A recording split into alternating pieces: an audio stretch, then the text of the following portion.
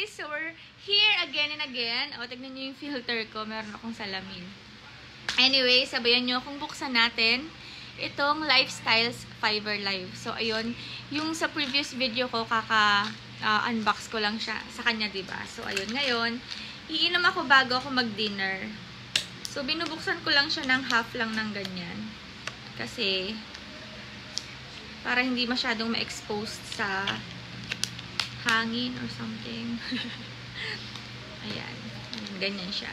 So, ito siya. Lapit natin. Ayan. So, yun.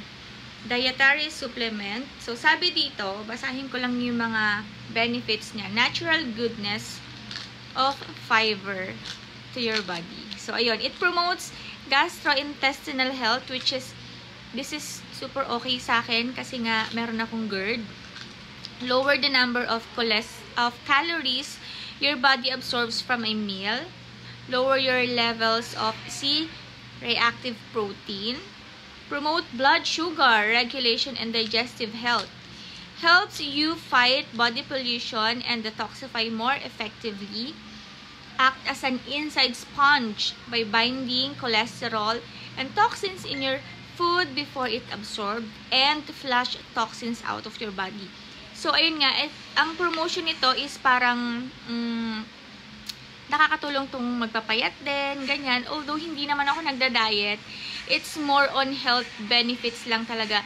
Most especially, ayun nga, sabi ko kanina na meron ako ng, hirap akong mag-poop, you know.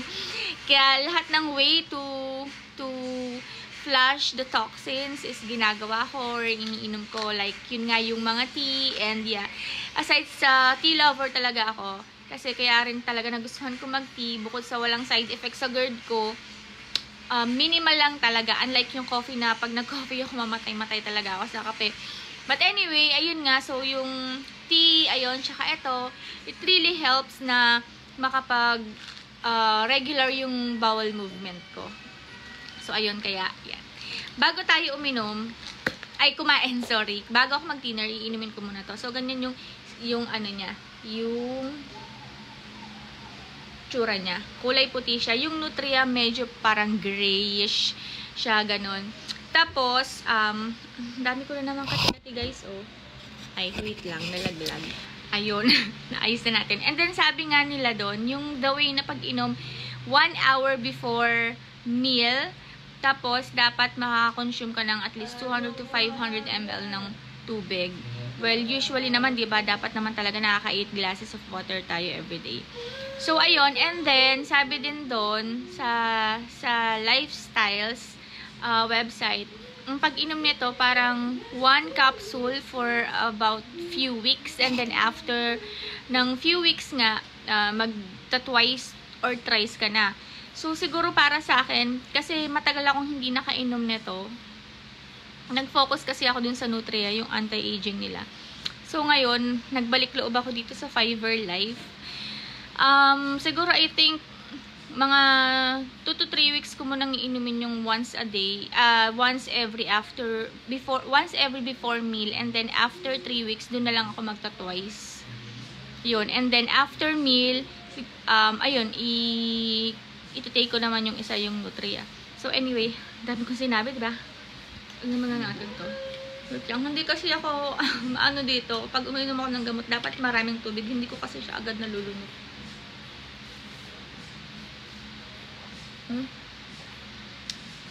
O, diba, nandun pa din.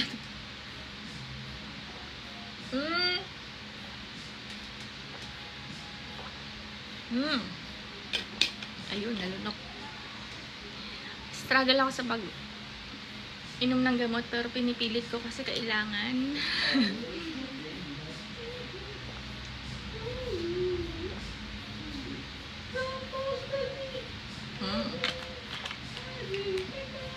Ayun, so sabi, dapat uminom ng maraming tubig. Drink your water, bitch! So, yun guys, shinare ko lang sa inyo kung paano ko to iniinom at ilalagay ko na rin sa yellow basket just in case na maisip ninyo na i-prioritize din ang inyong health. And try nyo talaga to. Promise, sobrang super duper recommended ko tong supplement na to. And, ayun, sa mga gusto ring magpa-weight loss, this is, very effective din. Actually, yung isa kong friend, ano naman yun siya, tawag dito, gusto niyang maging mabuntis, ganun. So, ayun, ito din yung na-recommend ko sa kanya. So, parang nakailang bili siya nito, tapos yun, nabuntis siya. And syempre, good diet din and healthy living or like healthy food dapat yung i-intake mo. And yes, tubig talaga guys, tubig. Actually, nire-remind ko na rin yung sarili ko dyan na I need water. Kasi kapag umiinom ako ng tubig, since may GERD ako, sumasama yung pakiramdam ko. So, kailangan natin i-overcome talaga yung mga bagay-bagay na magiging okay tayo. Diba?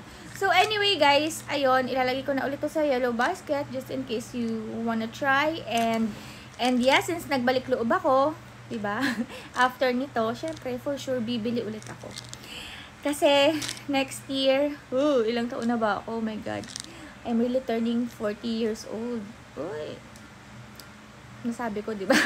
Anyway, 2 years pa naman. So, ayun, sa dibu ko, invited kayo.